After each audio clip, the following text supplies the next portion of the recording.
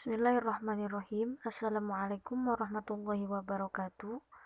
Sobahul khair, kaifa halukum ya jami'an.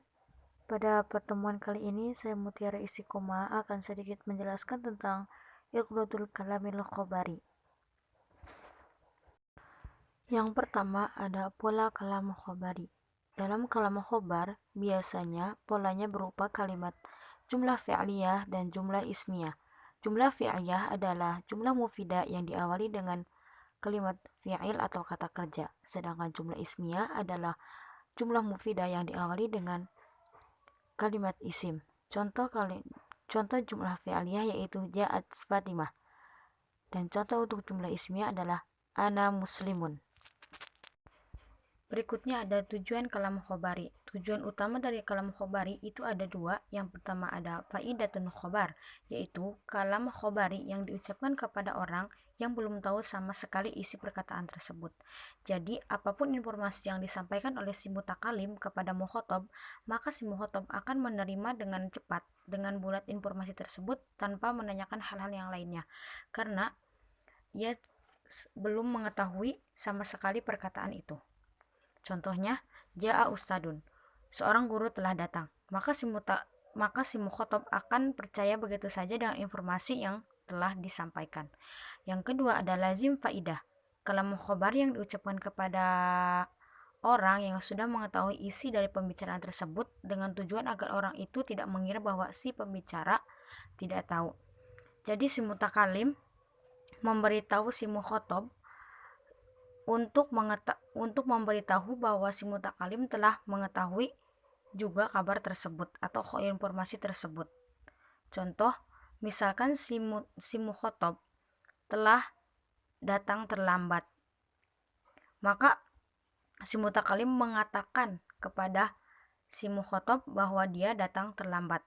Dengan begitu dia memberitahu bahwa dia juga si mutakalim itu tahu bahwa si mukhotob itu datang terlambat. Nah, untuk selanjutnya ada tujuan kalam khobari yang dilihat dari konteks kalimat tersebut.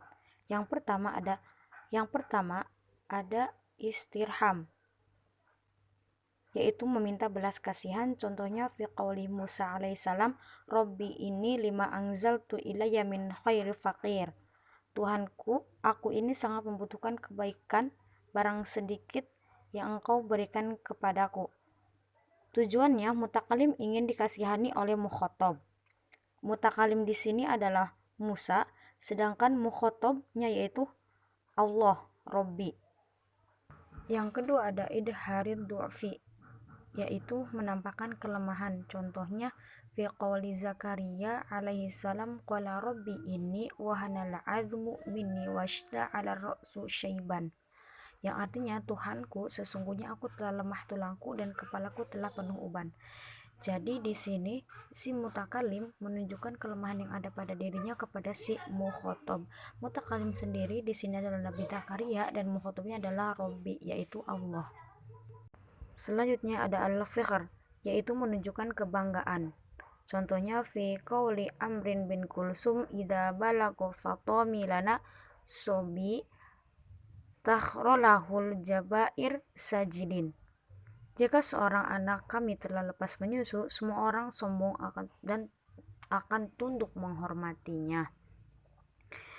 Jadi di sini si mutakalim menunjukkan kesombongan yang ada pada dirinya kepada si mukhotob. Adapun contoh berikutnya adalah ana afsahul arabi baida anni min Quraisy. Artinya saya orang yang paling fasih berbahasa Arab. Selain itu saya juga berasal dari keturunan Quraisy. Yang berikutnya ada at-tahdziri, memberi peringatan. Contohnya fi qauli Nabi sallallahu alaihi wasallam rawahu Ibnu Dawud abghadul halali ilallahi tolak, yang artinya perbuatan halal yang paling dibenci Allah adalah tolak.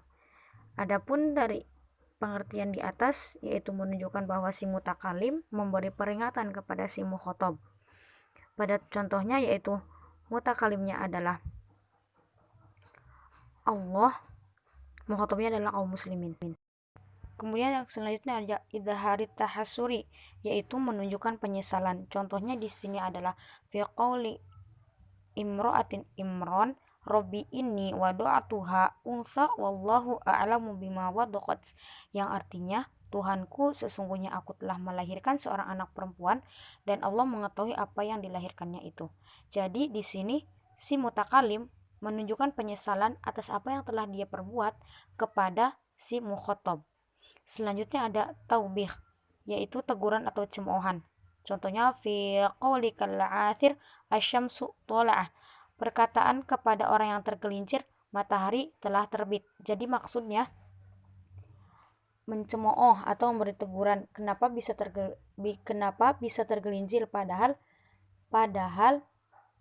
matahari telah terbit. Maksudnya ada cahaya matahari terang, kenapa tidak tergelincir? Intinya hati-hati. Baik, cukup sekian yang bisa saya sampaikan pada video pertemuan kali ini. Kurang lebihnya mohon maaf.